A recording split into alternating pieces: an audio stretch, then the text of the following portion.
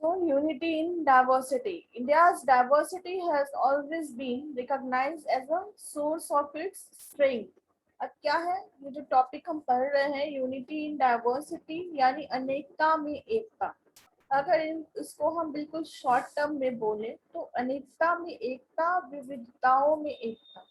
तो ये जो विभिन्नताएं हमने पढ़ी, whether it's related to geographical location, whether it's related to the culture, tradition, customs of the people, whether it's located to whether it's related to the different parts of the country, like कि अभी हमने जो पढ़ा था कि लद्दाख का कैसा climate है, लद्दाख में कैसा ज्योग्राफिकल लोकेशन है, लद्दाख में लोगों का ट्रेड क्या है, लद्दाख के लोग कैसे हैं, ये सारी चीजें हमने जानी थी।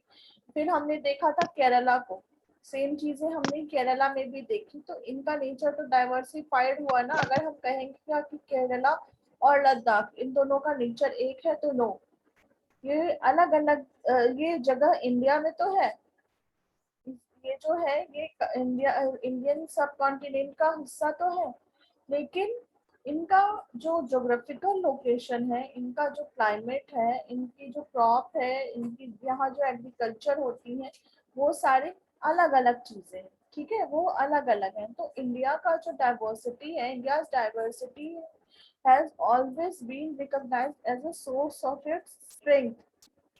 ऐसा ये होते हैं ना कि अनेकता में अनेकता लोगों को अलग करती है। एक स्टोरी तुम लोगों ने सुना होगा कि एक फादर थे, वो किसान और उनके बेटों वाला, एक फार्मर थे, उनमें सबको एक एक वो आपस में जो उनके बेटे थे चारों, वो लड़ते झगड़ते रहते थे। तो अब उनको ये समझाना था अपने बच्चों को कि ऐसा मतलब एकता, अगर वो एकत्रित रहेंगे, वो दोनों मिल वो चारों मिलकर रहेंगे, तो उनको कोई हटा नहीं सकता है, उनको कोई आपस में उनकी आपस में लड़ाई कोई नहीं करा सकता है। वो हमेशा एक दूसरे के साथ खुश रहेंगे, वो इकट्ठे रहेंगे, वो कोई भी हर्डल आए, कोई भी प्रॉब्लम आए, उसको साथ मिलकर सॉल्व कर लेंगे। तो ये जो बता रहे थे, अब वो सोचते थे ये तो आपस में लड़ते रहते हैं, अगर मैं इनसे बोलूंगा तो ये समझेंगे नहीं। तो उन्होंने क्या किया, उन्होंने अपने चारों बेटों को बोला कि जाओ तुम एक एक लकड़ियां उठा कर ले आओ। तो सब गए, सबने एक एक लकड़ी उठाई, एक एक लकड़ी का वो जो किसी पेड़ का डाल लिया, एक एक छोटा छोटा जो पतली सी डाल होती है, वो लेकर आए। फिर जो किसान थे उन्होंने कहा चलो अब इसे तोड़ दो। उन्होंने सबने तुरंत आराम से तोड़ दिया। फिर उन्होंने कहा कि जाओ अब एक एक लकड़ियां और लेकर आओ। फिर चारों बेटे गए, चारों एक एक लकड़ियां और लेकर आए। फिर क्या हुआ, जो किसान थे, जो फार्मर थे, उन्होंने चारों लकड़ियों की गठरी बना दी। He make a bundle of that stick. उसने उस स्टिक का एक बंडल बनाया। फिर उसने सबसे बड़े बेटे को दिया कि लो इसे तोड़ दो। उसने बहुत कोशिश की, वो नहीं टूटा। फिर सेकंड बेटे को दिया, उससे भी नहीं टूटा। थर्ड बेटे को दिया, उससे भी नहीं टूटा। फोर्थ बेटे को दिया, उससे भी नहीं टूटा। तो वो ये बताया, उन्होंने ये बताया कि देखो जैसे ये लकड़ियां अलग अलग थी, तो इसे किसी ने भी तोड़ दिया, आराम से ये टूट गई। लेकिन जब ये एक साथ है, ये यूनाइट है, इनमें यूनिटी है, तो देखो ये नहीं टूट रही है ना। तो ये सेम है हमारे कल्चर के साथ, हमारे इंडिया के साथ। हमारी इंडिया में भी बहुत सारी डाइवर्सिटी है। हर स्टेट में सिर्फ स्टेट ही अलग नहीं हो जाता, हर स्टेट में तुम अगर कुछ एक लोकेशन के बाद दूसरे लोकेशन में जाओ, तो वहां भी डिफरेंसेस देखने को मिलेंगे। लैंग्वेज में भी डिफरेंसेस आ जाता है थोड़ा बहुत, उनके खाने में भी डिफरेंसेस आ जाता है। तो बहुत सारी ऐसी चीजें जो डिफरेंट हो जाती हैं, लेकिन इन सब के बावजूद ये जो डाइवर्सिटी है, ये वीकनेस नहीं है इंडिया की। इट्स नॉट अ वीकनेस, ये हमारे स्ट्रेंथ का सोर्स है। कि जो डाइवर्सिटी है ये हमें और मजबूत बनाती है। अब जो लोग आते हैं, जो अदर फॉरेनर्स आते हैं हमारी कंट्री में घूमने के लिए, जो टूरिस्ट आते हैं, वो ये विविधताएं देखना चाहते हैं, वो ये डाइवर्सिटीज देखना चाहते हैं। वो देखते हैं कि एक स्टेट में हम कुछ फॉलो करते हैं, दूसरे स्टेट का फेस्टिवल कुछ और होता है। और ऐसा नहीं है कि एक दूसरे का सम्मान नहीं करते लोग, एक दूसरे की रिस्पेक्ट नहीं करते लोग। यहाँ पे क्यों हम क्रिसमस नहीं सेलिब्रेट करते हैं? हम क्रिसमस भी सेलिब्रेट करते हैं, हम ईद भी सेलिब्रेट करते हैं। ईद के दिन हमारे घर में भी सेवइयां बन जाती हैं, है ना।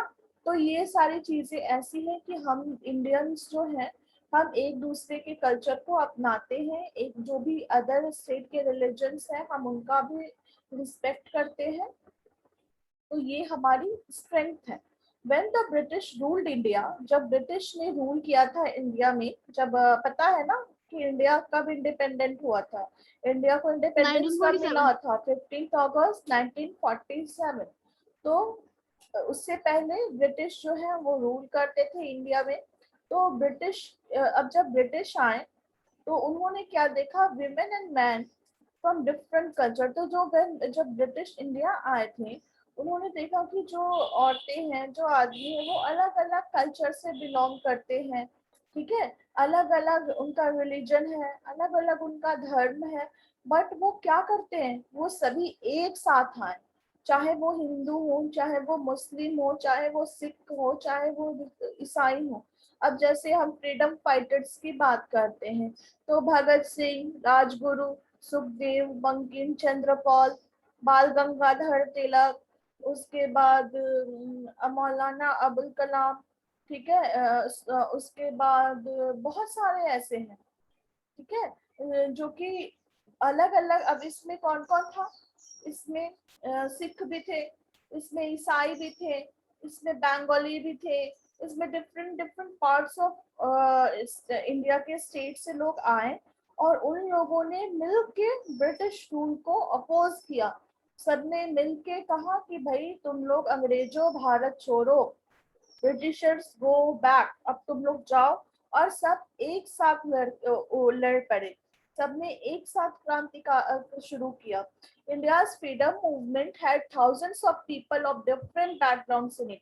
जो इंडिया का फ्रीडम मूवमेंट हुआ, जो स्वतंत्रता आंदोलन हुआ, उसके पीछे कोई एक किसी एक ने तो मूवमेंट शुरू नहीं किया, या किन्हीं तो 100 लोगों ने। तो ऐसा नहीं है कि एक कमिटी बनी, एक ऑर्गेनाइजेशन बना, उसमें 100 लोग हैं, उन्होंने फ्रीडम दिला दी, नहीं, ऐसा नहीं है।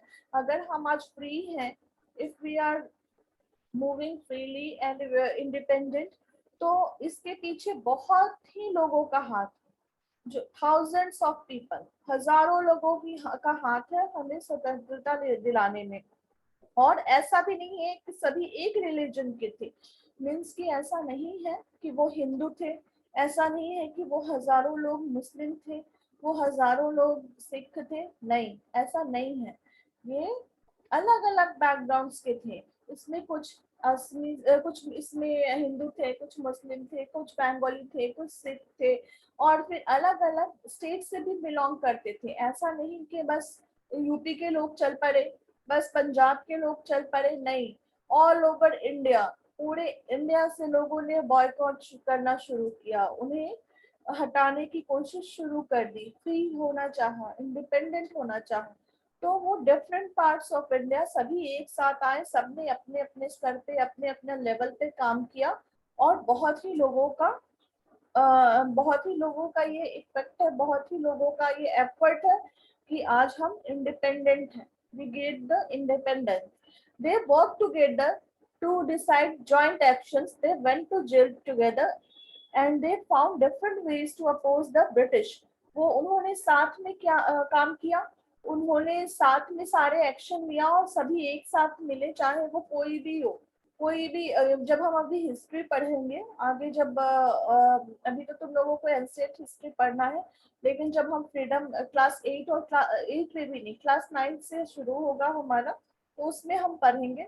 तो उसमें देखोगे कि कैसे हमें फ्रीडम, मतलब कौन कौन फ्रीडम फाइटर थे, कैसे फ्रीडम फाइट, मतलब कितनी लड़ाई चली, कितने दिनों तक लड़ाई चली, और कितने लोगों ने क्या क्या एफर्ट डाले, क्या क्या मूवमेंट हुई, तब जाके हमें इंडिपेंडेंस मिला। हम कह सकते हैं ना, हम क्या करते हैं, आराम से जाते हैं 15 अगस्त, ये लगता है कि हाँ इंडिपेंडेंस डे है, और फ्लैग होइस्टिंग किया, और मिठाइयाँ मिली, हम घर पे आ गए, नो। और इस फ्लैग होइस्टिंग के लिए, ये जो झंडा था, इसे फहराने के लिए कितने लोगों ने अपनी जान दे दी, तब जाकर आज हम ये सेलिब्रेट कर पाते हैं। This is our national festival. तो हम कहते हैं ना कि जो दो ये नेशनल फेस्टिवल है हमारा 26 January and 15 August, these are our national festival. तो ऐसे ही वो बहुत सारे लोग एक साथ जेल में भर दिए जाते थे, सभी एक साथ जेल चले जाते थे। उनमें से कितने लोगों को तो फांसी भी हुई। और उन्होंने अलग अलग तरीके ढूंढे ब्रिटिशर्स को अपोज करने का, ब्रिटिशर्स के अगेंस्ट जाने का। इंटरेस्टिंगली द ब्रिटिश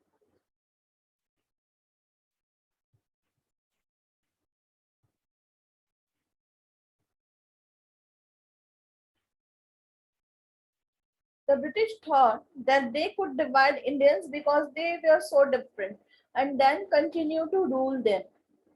उन्होंने ये सोचा, जो ब्रिटिशर्स थे उन्होंने ये सोचा कि वो आराम से इंडियंस को डिवाइड कर सकते हैं। अब क्यों डिवाइड कर सकते हैं वो इंडियंस को?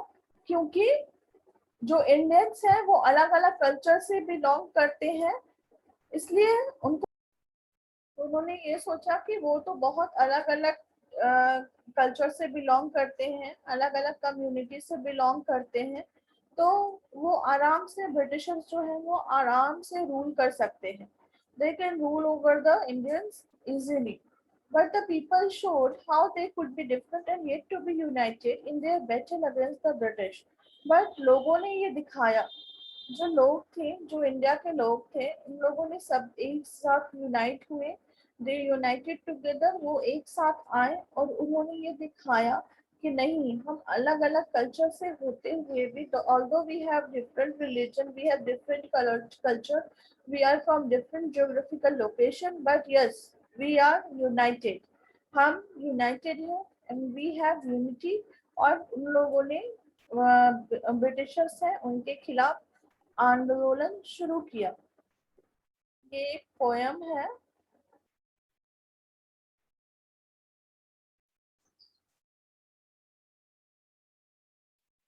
इंडियन पीपल थिएटर एसोसिएशन ने लिखा है, ये पढ़ लेना आप लोग। ये रिलेटेड है वो फ्रीडम फाइटिंग मूवमेंट से ही ये रिलेटेड है, और इसमें सारी चीजें मेंशन की हुई है कि क्या क्या हुआ था और कैसे हमें आजादी मिली।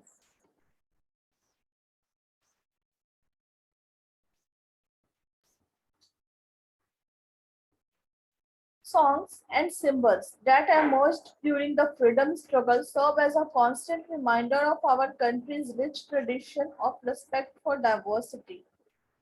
तो जो सॉन्ग्स हैं, जो नेशनल सॉन्ग हैं हमारे और जो नेशनल सिंबल्स हैं, ये फ्रीडम स्ट्रगल में ही उभर कर आए। ये सारी चीजें फ्रीडम स्ट्रगल में ही उभर कर आया, और ये हमारे, हाँ,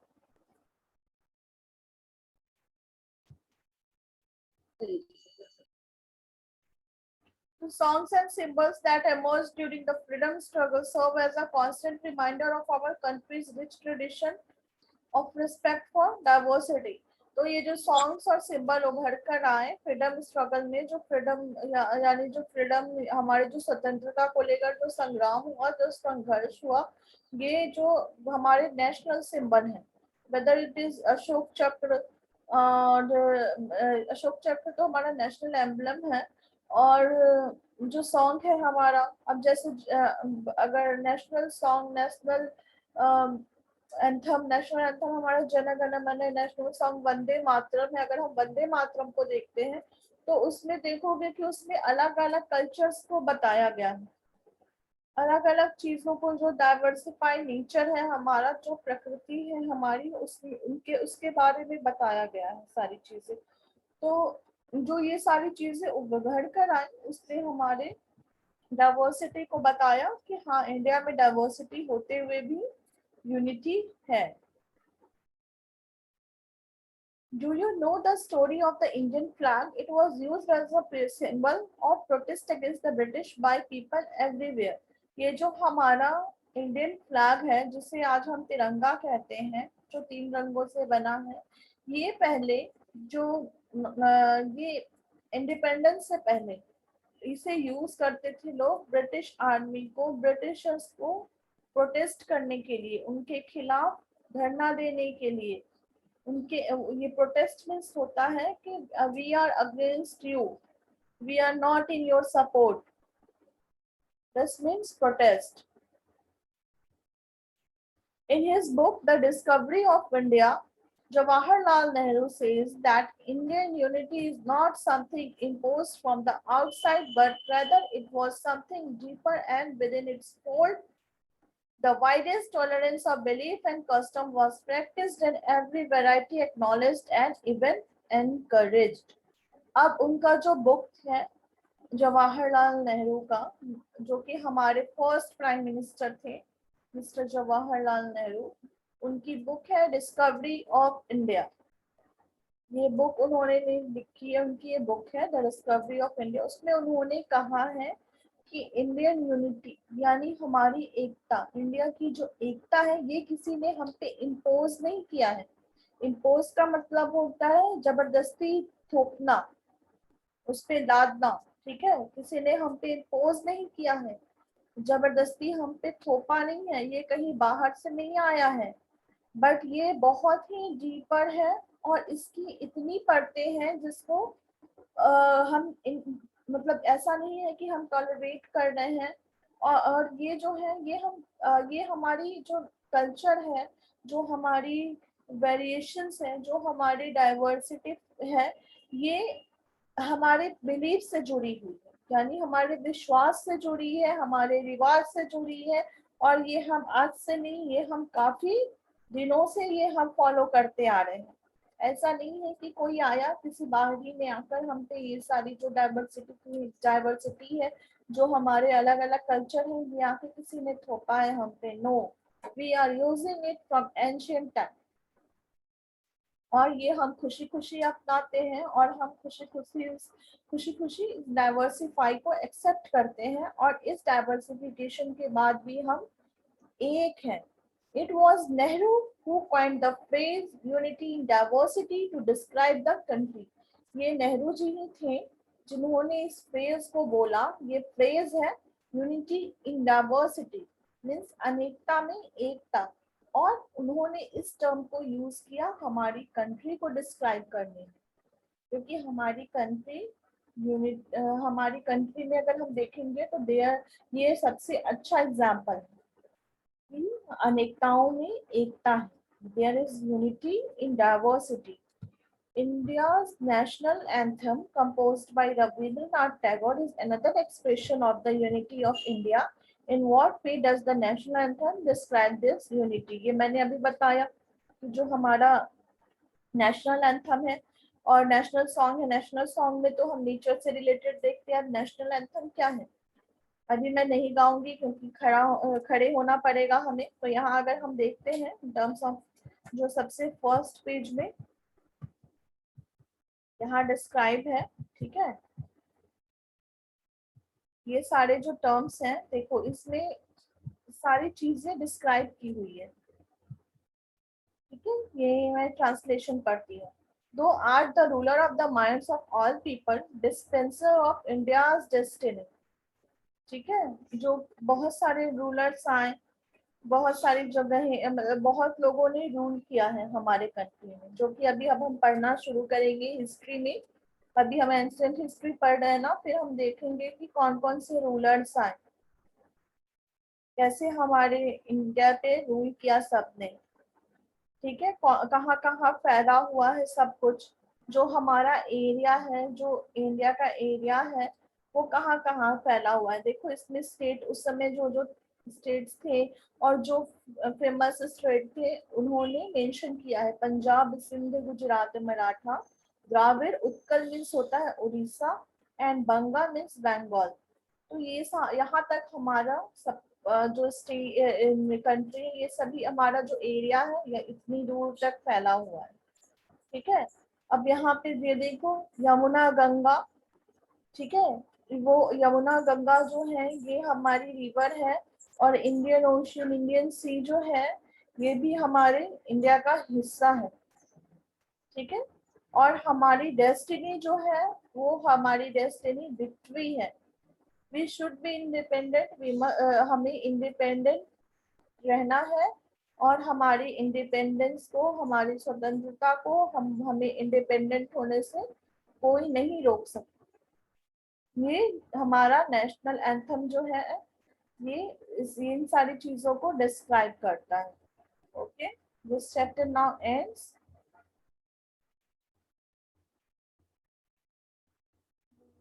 There is a questions here.